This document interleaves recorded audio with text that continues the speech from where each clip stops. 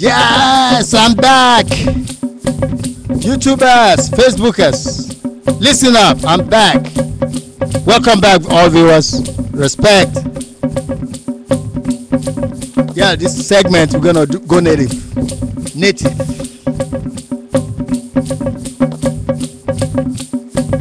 This is gonna be fun.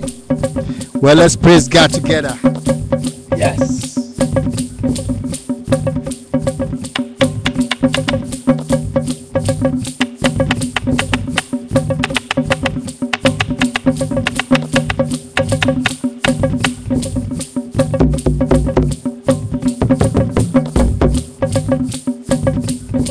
Ó tún gbèdé bàbá oníkùgẹ́, ó tún gbèdé hílìbílì, ó tún gbèdé ìjẹ̀bú boy, ó tún gbèdé láti Amẹ́ríkà, ó tún gbèdé everywhere, ó tún gbèdé in the world, ó tún gbèdé bàbá oníkùgẹ́, ó tún gbèdé kónkólómà, ó tún gbèdé.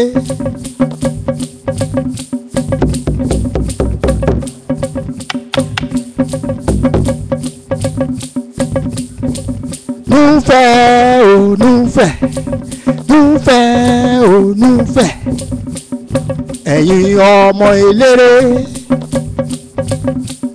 ẹ̀yin ọmọ eléré, màmá jẹ́ káyé bàjẹ́ o. Núfẹ̀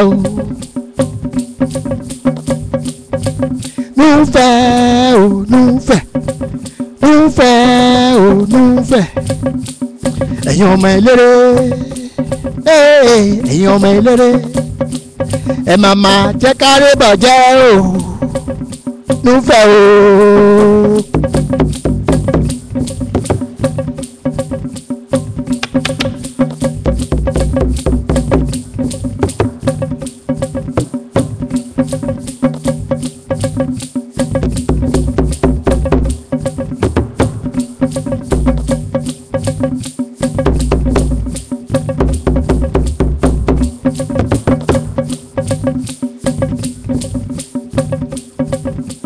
Kèrègbè méjì àfùgàgbára wò.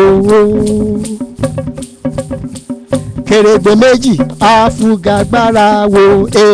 Tẹ́mútù ẹ̀ àfùgàgbára wò. Kèrègbè méjì àfùgàgbára wò. Tẹ́mútù wọ àfùgàgbára wò. Kèrègbè méjì àfùgàgbára wò.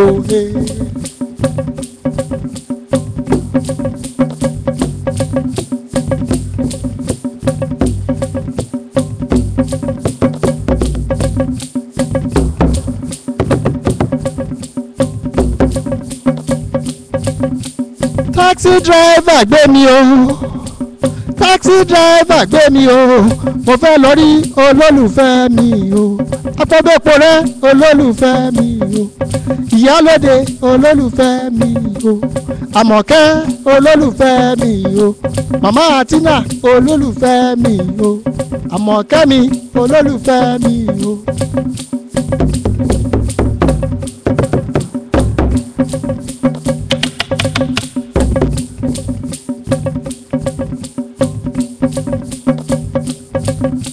Ìlú òyìnbó dára, ọ̀rẹ́ mi ó dùn púpọ̀, a ti gba ọmọ lọ́wọ́ ẹ̀kúrọ́ o, kì máa ń ṣojú bọ̀ọ̀rọ̀. Ọ̀rẹ́ mi wá fagbùrù rẹ, apẹ́ afẹ́já ni òtútù amú ẹ, ṣùgbọ́n o gbọ́dọ̀ fagbùrù rẹ.